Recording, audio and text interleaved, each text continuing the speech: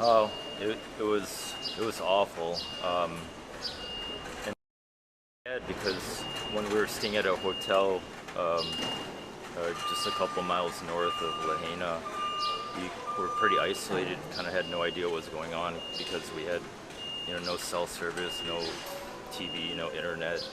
All we could see was sort of the smoke in the horizon. That kind of burned all night until yesterday morning. Um, and then yesterday, the alarms kind of blared at the hotel, uh, you know, telling us to evacuate. Um, Kind of just last minute, kind of had no warning, just telling us to kind of pack up and go, and saying that the buses were going to arrive and that we're going to go to the airport. Um, so I kind of had no clue the devastation. It wasn't really until we hopped on the bus and we saw just carnage with all the homes burned and all the businesses burned down. And I was actually just there like a couple of nights ago, just picking up some shaved ice for my kids, and to see that, just driving by was just terrible. I think, yeah, it was scary seeing, driving through, you couldn't see any structures of the buildings were gone, it looked like a bomb went off. All the cars with full gas tanks that reached the fire, they were exploded. And, what we saw before we even knew what was going on was, like you said, the smoke, but then 70-mile-per-hour winds. We just thought it was really windy. We had no idea what was going on. I mean, the night before we were evacuated, they started rationing food, and we figured, oh, they're just safety precautions. We really had no idea what was going on.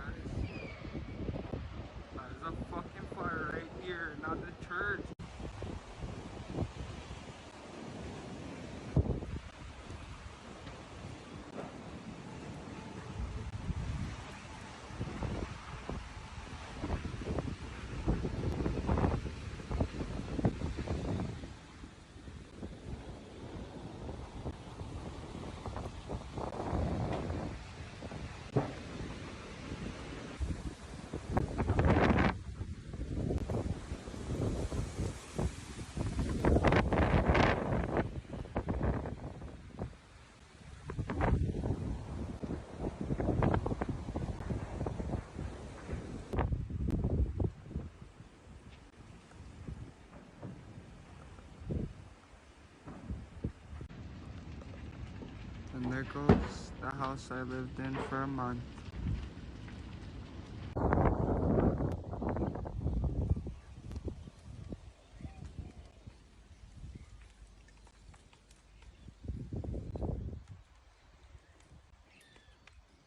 It's all gone, man.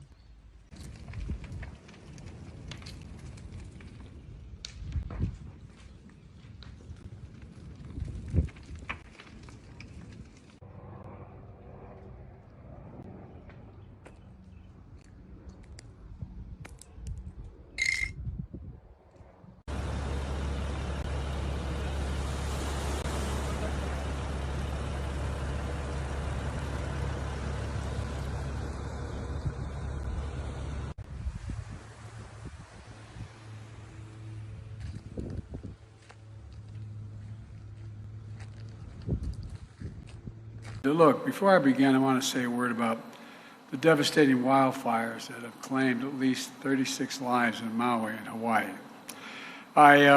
We have just approved a major disaster declaration for Hawaii, which will get aid into the hands of the people desperately needing help now.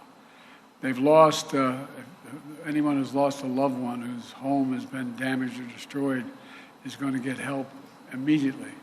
And I've directed that we surge support to these brave firefighters and first responders and emergency personnel working around the clock there, risking their lives.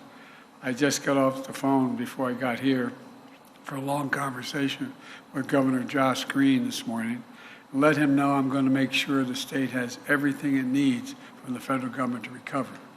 The FEMA Administrator Griswold will be in Maui tomorrow, and I've directed her to streamline any process with requests for help, and survivors register for immediate federal assistance without delay. FEMA is surging disaster assistance personnel on the island, and they're going to help survivors get access to federal assistance. And you know, anybody who wants to know out there where to go if this is televised, that they can go to disasterassistance.gov, disasterassistance.gov, to learn if you're eligible for assistance. And I've ordered all available federal assets on the island, including the U.S. Coast Guard, the Navy 3rd Fleet, and the U.S. Army, to assist local emergency response crews along with the Hawaiian National Guard. We're working as quickly as possible to fight these fires and evacuate residents and tourists. In the meantime, our prayers with the people of Hawaii, but not just our prayers. Every asset we have will be available to them, and they've seen their homes, their business destroyed, and some have lost loved ones, and it's not over yet.